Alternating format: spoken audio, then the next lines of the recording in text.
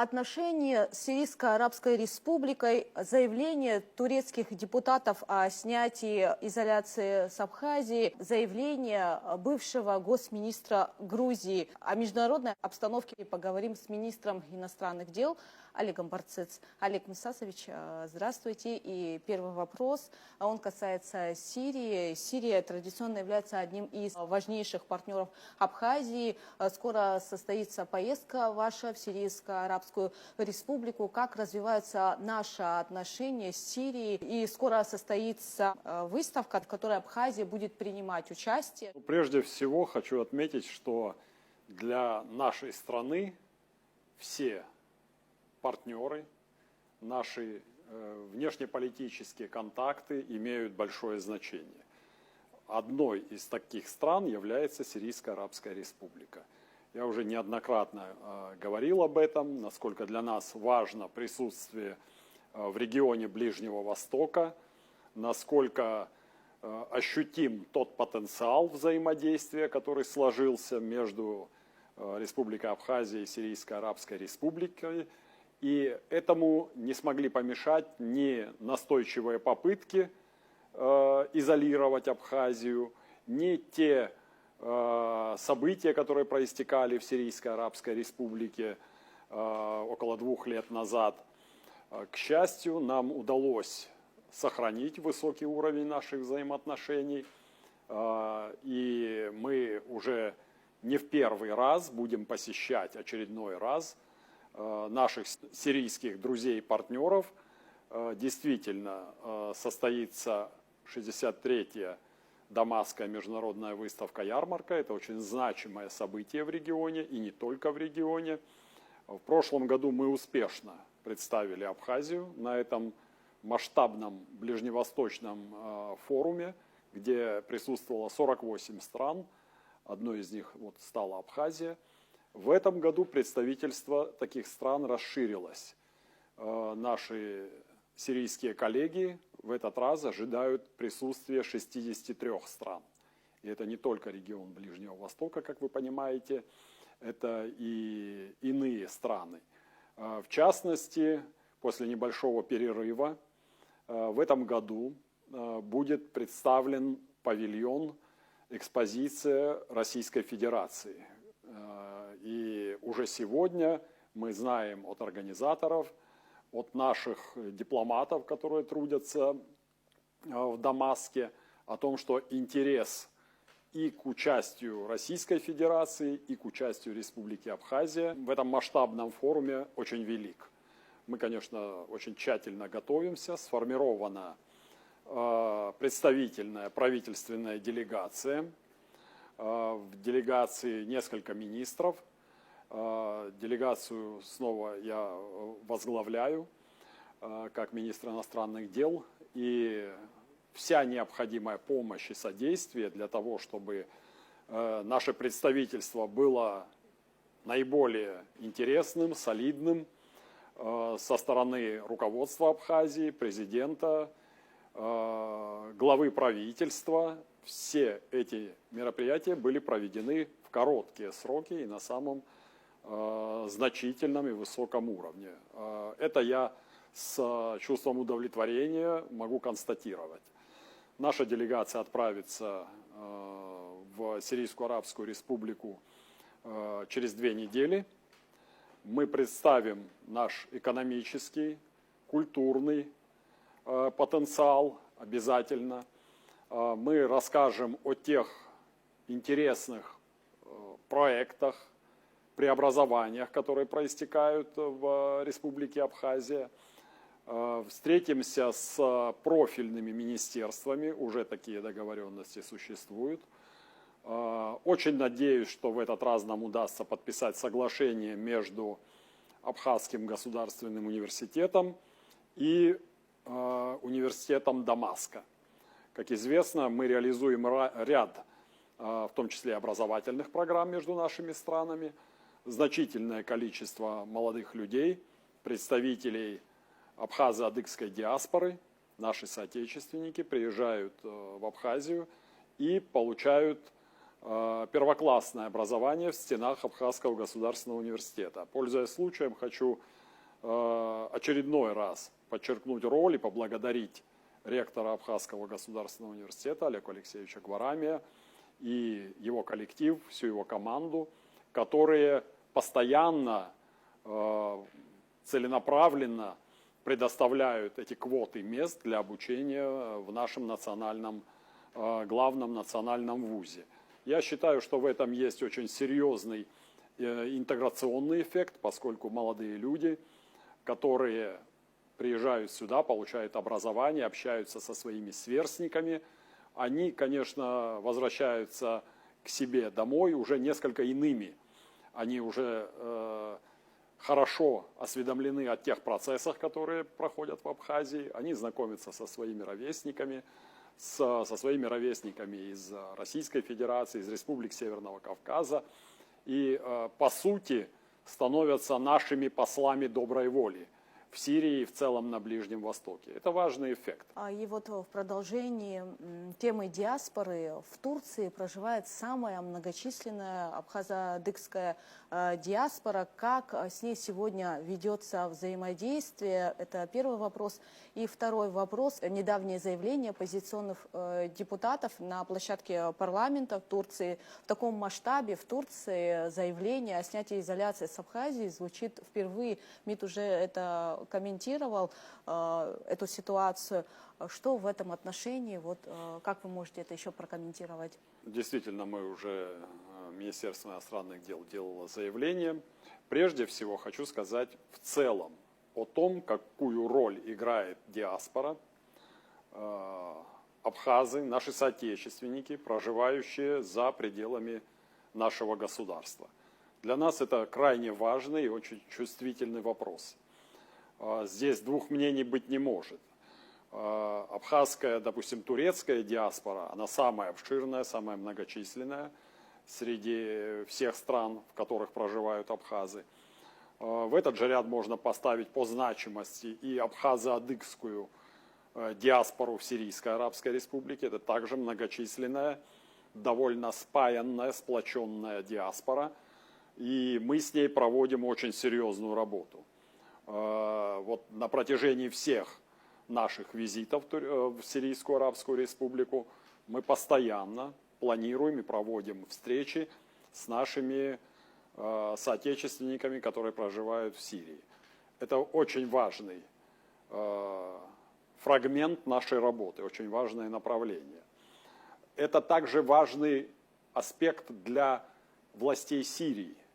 Это очень серьезный внутриполитический фактор, поскольку это большое количество людей, это спаянные одной идеей, отношением к нашей стране, к Республике Абхазия, которую они считают своей, родной страной, отношением, вот такая большая общность людей. И, разумеется, мы просто обязаны постоянно уделять этому самое насущное внимание и большую роль. Я хочу сказать, что благодаря тому, что нам удается консолидировать в значительной степени диаспору, мы и выглядим солидно в глазах органов государственной власти Сирийской Арабской Республики. Среди наших соотечественников мы также ведем большую разъяснительную работу о том, что сегодня представляет из себя Республика Абхазия, как она живет, как она развивается, что является важнейшими аспектами ее жизнедеятельности. Рассказываем о той роли, глобальной роли, которую играет сегодня в жизни нашей страны стратегическое сотрудничество и союз с Российской Федерацией. Это очень важно, поскольку наши соотечественники больше узнают о том взаимодействии, о тех дружеских и партнерских отношениях, которые обеспечивают Абхазии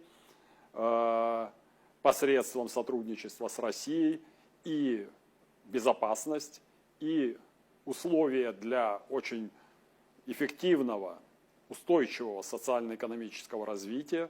Обо всем этом мы ведем вот такую разъяснительную, очень последовательную, я бы сказал, работу. Это очень важный аспект нашей деятельности. В Турции для нас, поскольку это близко, это экономические контакты, экономическое взаимодействие, постоянное культурное взаимодействие, это также играет огромную роль. Но посудите сами, мы работаем сегодня с нашими турецкими соотечественниками из Турции, работу по многим форматам. У нас открыто и успешно функционирует в Турецкой Республике, несмотря на то, что отсутствуют дипломатические отношения, наше полномочное представительство. Это серьезный орган, который постоянно держит руку, что называется, на пульсе наших взаимоотношений, который реализует совместно с нами, с Государственным комитетом по делам репатриации, реализует очень множественные проекты. Например, вот только недавно завершилась обширная программа, где молодежь из Турецкой Республики, из других стран, те, кто принадлежат к нашей этнической общности, те, которые имеют абхазскую национальность, либо абхазские, смешанные и северокавказские корни, они побывали в лагерях молодежных в Абхазии, и это также имеет громадный эффект. Ну, то же самое могу сказать об этом формате. Видятся со своими сверстниками из Абхазии. Молодежь очень быстро находит такие способы коммуникации, пути коммуникации. И, конечно, мы тут должны просто брать это как одно из важных направлений нашей работы. Что касается непосредственно вопроса о обращении группы оппозиционных депутатов парламента Великого национального собрания Турецкой Республики. Ну, как известно, несколько партий обратили свое внимание, и я это с чувством удовлетворения констатирую, на комплекс проблем, который существует, который сложился в результате вот такого дискриминационного отношения к свободам, правам граждан Республики Абхазия, абхазов. И, конечно, здесь двух мнений быть не может. Я удовлетворен тем, что мы сумели привлечь внимание еще и к этой проблематике. Проблемы признания наших национальных паспортов как средства передвижения по миру, она не нова. Мы очень большое количество раз и постоянно, часто, упорно ставим эти вопросы перед нашими внешними партнерами по переговорам, теми, кто обязан озадачиться этой проблемой. Это международные организации, это международные авторитетные институты, такие как Организация Объединенных Наций, ОБСЕ, Европейский Союз. Но каждый раз, каждый раунд, например, на тех же женевских дискуссиях, это предмет нашего упорного, настойчивой работы для того, чтобы привлечь внимание и добиться результата в этом плане. Поэтому любая инициатива, от кого она ни исходила бы, от кого бы ни исходила эта инициатива, она вызывает у нас чувство удовлетворения. Я оцениваю это как факт, который начинает откладываться в общественном сознании, как политиков, общественных деятелей, депутатов различных стран, не только Турецкой Республики, а во многих странах. Такую же работу мы ведем и в Сирии, и в других странах, что в общественном сознании укореняется необходимость признания того факта, что абхазам, гражданам Абхазии, отказывают в реализации элементарных прав и свобод, которые, кстати, закреплены в различных международных конвенциях.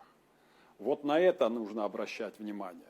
Поэтому, конечно, здесь мы испытываем определенную надежду на то, что не только оппозиционные, но и любые другие общественные политические деятели в той или иной стране, в частности в Турецкой Республике, они возьмут на вооружение подобные подходы. Очень надеемся на это. При этом хочу подчеркнуть, что органы государственной власти Республики Абхазия, руководство Абхазии, Министерство иностранных дел не могут себе позволить вмешательство во внутренние дела суверенной страны. Это нужно понимать всем, в том числе и тем нашим общественным деятелям, которые призывают к очень таким быстрым, немедленным действиям, реакциям, участию в тех или иных мероприятиях, которые проводятся депутатами парламента. Я вообще хочу сказать, что деятельность МИДа, она не осуществляется в социальных сетях, в Фейсбуке, путем каких-то воззваний, заявлений и так далее. Тогда, когда будет необходимо, когда будет принято сбалансированное, экспертно обоснованное решение, а этому всегда предшествует очень серьезная аналитическая работа, в этот момент и происходит то или иное заявление или комментарий Министерства иностранных дел. В этом плане и президент, как лицо, которое определяет внешнюю политику нашего государства, и Министерство иностранных дел, как проводник этой политики, разумеется, всегда принимает только взвешенные решения. Я думаю, что это должны понимать наши общественные деятели. И еще раз хочу сказать, есть закрытая часть деятельности таких ведомств, как специальные службы, Министерство иностранных дел. Это все в одном ряду. К этому надо относиться с пониманием. В Министерстве иностранных дел, говорю это с полной ответственностью, работает достаточное количество профессионально подготовленных, компетентных сотрудников. Никогда ни одно решение не принимается по желанию личной прихоти министра или иного руководителя. Этому всегда предшествует аналитическая, скрупулезная, не всегда заметная, непубличная работа. Что же касается эффекта, который может возникнуть из подобного рода активности общественных деятелей, депутатов, политиков, мы очень рассчитываем, что эти подходы, как я уже сказал, о необходимости признать право граждан Абхазии на внешнюю мобильность, признавать документы жизненного цикла, которые выдаются правительством Абхазии. Эти понимания, эти подходы возобладают в общественном сознании, укоренятся в мнении тех, от кого зависят подобные решения. Мы очень рады были бы, если бы подобные решения поддержало как можно большее количество политических, общественных деятелей. При этом мы, еще раз подчеркиваю, уважаем принципы невмешательства во внутренние дела других стран и работаем там и таким образом, где только возможно лишний раз, еще раз подчеркнуть и реализовать наши внешнеполитические интересы. Эта работа будет продолжена. Я уверен, что в подобной деятельности, наблюдая за различными дискуссиями в медийном пространстве, я думаю, что в подобного рода деятельности здесь не может быть места разделению, конкуренции, симпатиям, антипатиям личного свойства. И Федерация абхазских культурных центров, и другие активисты, патриотичные члены нашей диаспоры, они должны работать, что называется, бок о бок, в едином строю. И только тогда можно рассчитывать на достойный, эффективный результат, который удовлетворит наших граждан, наше государство. Здесь, конечно, я большие надежды связываю, и эта деятельность уже сегодня ведется, на такую консолидирующую роль нашего полномочного представительства. Наш представитель в Турецкой Республике Ибрагим Хиджранович Авицба, он именно на это и ориентирован, он именно такую политику и старается проводить для того, чтобы консолидировать нашу диаспору, различные организации, и только на основе такой взаимной, уважительной, серьезной совместной работы достигать результата.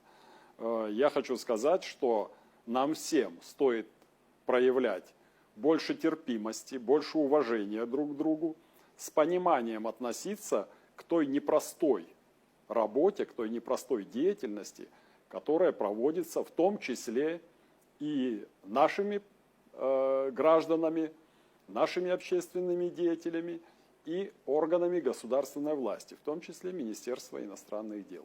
Мы принципиально, по-прежнему, настойчиво отстаивали и будем отстаивать внешнеполитические, внешнеэкономические интересы нашей страны в любом регионе мира, где только мы сможем создать такую среду, чтобы реализовать эти наши устремления.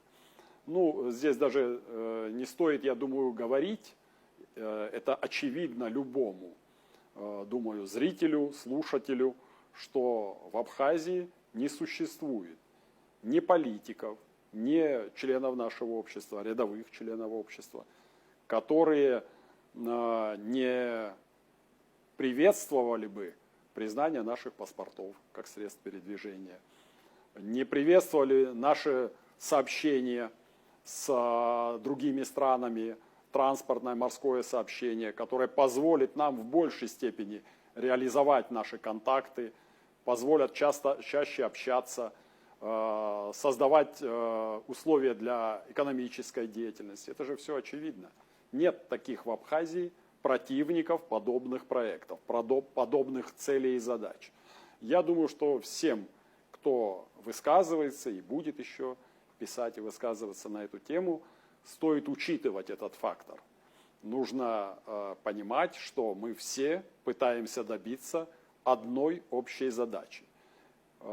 Общественные движения, партии, общественные деятели это делают доступным им способом. Государственные органы власти, в том числе внешнеполитическое ведомство, не менее настойчиво, но со своей спецификой работы занимается той же самой задачей, пытается достичь ту же самую цель. Спасибо большое. Вы уже говорили о женевских дискуссиях. Абхазии предстоит еще один раунд женевских дискуссий на фоне заявлений бывшего госминистра Грузии. Он сказал, что в военное время, во время грузино-абхазской войны, они не могли обменивать пленных, потому что абхазов они расстреливали. Вот. Будет ли этот вопрос поднят на женевских дискуссиях? Действительно, это очень показательный факт. Это факт, который демонстрирует в полной мере сегодняшнее состояние дел во внутриполитической повестке Республики Грузия. Это демонстрирует отношение власти Грузии к признанию факта военного преступления, военных преступлений, многочисленных, очень наглядно и показательно. Действительно, господин Барамидзе, Георгий Барамидзе, это человек, который был облечен очень серьезными регалиями власти в свое время. Это и экс-министр МВД, Министерства внутренних дел. Это и госминистр, и вице-премьер правительства Грузии. И вот совсем недавно он совершенно откровенно признал, что грузинские войска, грузинские формирования, они просто расстреливали абхазских военнопленных. Ну, что здесь еще можно добавить? Это признание из уст некогда высокопоставленного чиновника, который облечен был большой властью в Грузии. Казалось бы, Генеральная прокуратура Грузии, которая немедленно возбудила уголовное дело, она должна была обратить внимание на состав военных преступлений. А у нас огромное количество этой информации, которую мы обязательно, планомерно, настойчиво, шаг за шагом доводим и будем доводить до самой широкой международной общественности. В том числе, и как вы совершенно справедливо сказали, уже мы готовимся к следующему раунду. Он состоится в ноябре. Обязательно и на площадке международных дискуссий по стабильности и безопасности в Закавказье, в Женеве, в Швейцарии.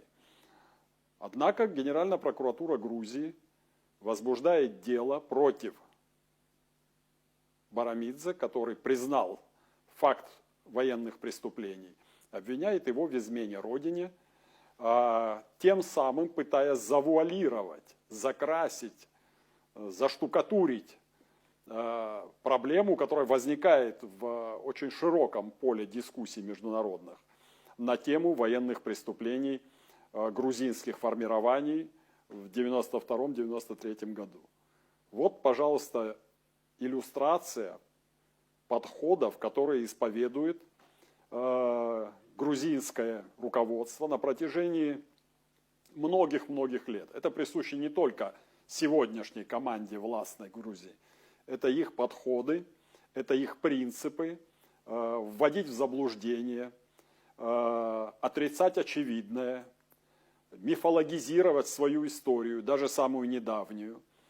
Я не говорю уже о древней истории. Это свидетельство того, что Грузия не признает, по-прежнему не признает и не в состоянии осознать ту степень тяжести вины, которая лежит на ней. Мы обязательно поднимем эти вопросы в рамках очередного раунда международных дискуссий, поскольку имеем просто неопровержимые доказательства из уст, казалось бы, совсем недавнего одного из руководителей Грузии прозвучали подобные шокирующие признания. Хотелось бы призвать и международную общественность, и высокие европейские и мировые международные институты подробным образом изучать такую информацию. Ее даже не нужно где-то искать. Мы представляем эти факты им в большом объеме, достоверно, в ходе в том числе и нашего общего женевского формата. Я уверен, что под тяжестью неопровержимых доказательств начнет претерпевать изменения и позиция, по крайней мере в общественном сознании, и европейских чиновников, экспертов, всех тех, кто связан с международной повесткой, с абхазской проблематикой. Очень рассчитываю на это. Мы со своей стороны предоставим все необходимые доказательства и, так сказать, замылить этот факт, нивелировать его ни у кого не удастся. Мы будем и впредь подобные вопиющие примеры широко представлять международной общественности и самым высоким международным чиновникам. Но все-таки, как вы думаете, достаточно громко прозвучало это заявление? Будет ли оно блокироваться на площадке? Обратят ли на это внимание? На женевских дискуссиях не обратить внимание на что-либо не получится ни у кого. Каждое слово, даже обрывок фразы фиксируется, и это остается в документальном подтверждении вот всего этого формата женевских дискуссий. Почему мы так тщательно и относимся к подготовке к каждому раунду? Потому что это игра в долгую, и мы это понимаем. Мы знаем, что каждый аргумент, каждая реплика, каждый факт статистический, либо историко-правовой, юридический, он находит отражение и фиксируется. Он может, что называется, выстрелить, может приобрести свою значимость в самый неожиданный момент. Это зависит от того, как проистекают дискуссии, в какое русло они выливаются, какие аргументы находит та или иная сторона. Поэтому замолчать, завуалировать эти заявления, конечно, не получится. Мы не дадим никому этого сделать. Мы придадим этому широкое международное звучание. Как и другие факты, которые мы приводим в ходе женевских дискуссий. Я уже говорил после окончания 67-го раунда последнего, что замечаю уже определенную усталость, в том числе и европейских чиновников, от этой очень непрофессиональной, не подкрепленной аргументами, очень эмоциональной позиции грузинской стороны, грузинской делегации. Мы исповедуем совершенно иные принципы.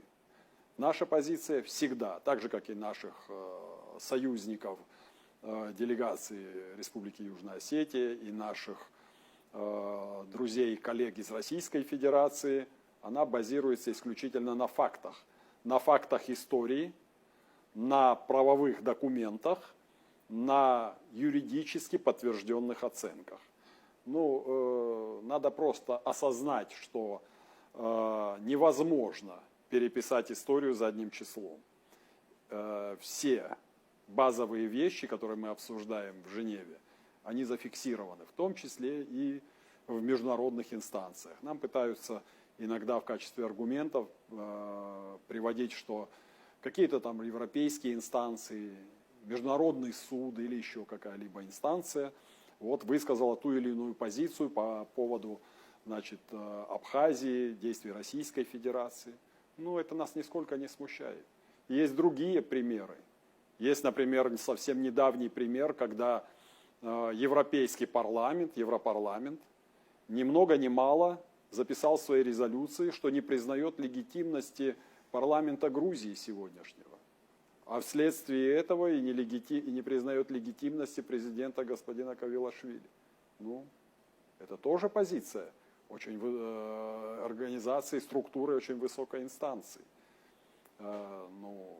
Мы спокойно относимся к вердикту той или иной европейской организации, подавляющее большинство из которых дискредитировали себя своей необъективностью и в отношении вопросов, связанных с Абхазией, и в отношении вопросов, связанных с нашим союзником Российской Федерации.